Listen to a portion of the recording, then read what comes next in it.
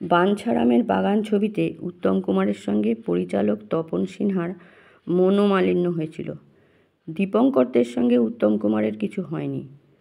টালিগঞ্জের technician স্টুডিওতে সন্ধি ছবির শুটিং চলছিল দীপঙ্করদের। হঠাৎ ওই ছবির প্রযোজক ধীরেশ কুমার চক্রবর্তী এসে দীপঙ্করদেরকে বললেন, তপন সিনহা NT2 স্টুডিওতে রয়েছেন, তোমাকে এখনই যেতে বলছেন। দীপঙ্করদের তড়িঘড়ি ছুটলেন।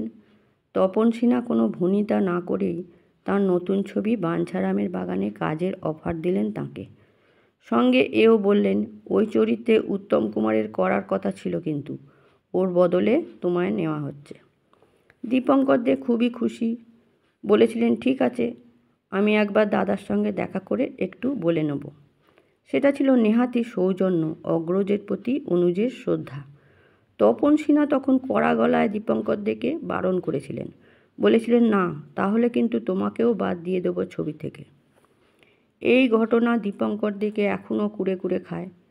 সেদিন পুরো টালিগঞ্জ ইন্ডাস্ট্রিতে বাঞ্ছারামের বাগানের জমিদারের মতোই ভিলেন হয়ে গিয়েছিলেন দীপঙ্করদের, বিন্দুমাত্র দোষ না থাকা সত্ত্বেও। উত্তম কুমার, সুপ্রিয়া চৌধুরী কথা বলা বন্ধ করে দিয়েছিলেন। এড়িয়ে চলতেন ইন্ডাস্ট্রির অনেক উত্তম ভক্ত।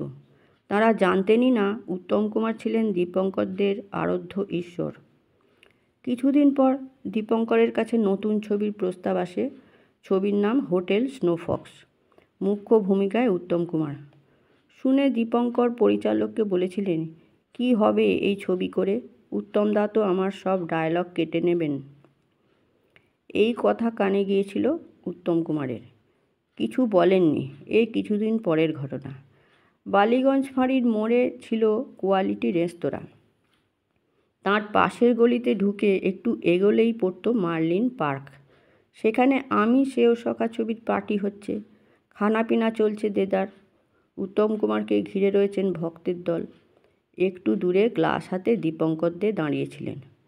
খুব একটা সাহস পাচ্ছেন না উত্তম কুমারের কাছে যাওয়ার। উত্তম কুমার কিন্তু ইশারায় তাকে ডাকলেন। দীপঙ্কর গুটি গুটি গেলেন। ততক্ষণে পেকখানেক পেটে ঢুকে গিয়েছে। উত্তম কুমার শক্ত করে জড়িয়ে ধরলেন দীপঙ্করদেরকে, বললেন, আমি যদি ব্রাহ্মণ সন্তান হই, বলছি তুই অনেক বড় অভিনেতা হবি। হিসেব মতো উত্তম কুমারের পরের স্থানটাই পাওয়ার কথা ছিল দীপঙ্করদের।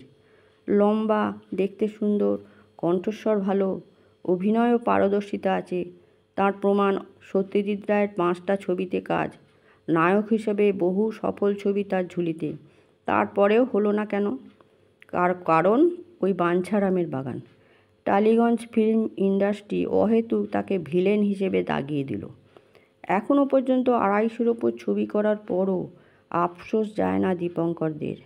না, আফসোস উত্তমের জায়গা নেওয়া নিয়ে নয়। সেই 1980-তে বাঞ্ছারামের বাগান ছবিতে উত্তম কুমারের অপমানটা তিনি হজম করতে পারেননি। তিনি অনুতপ্ত, কিছুটা অভিমান তপন সিংহের ওপর। কেন তিনি উত্তমের কাছে যেতে দিলেন না, কেন অনুমতি দিলেন না?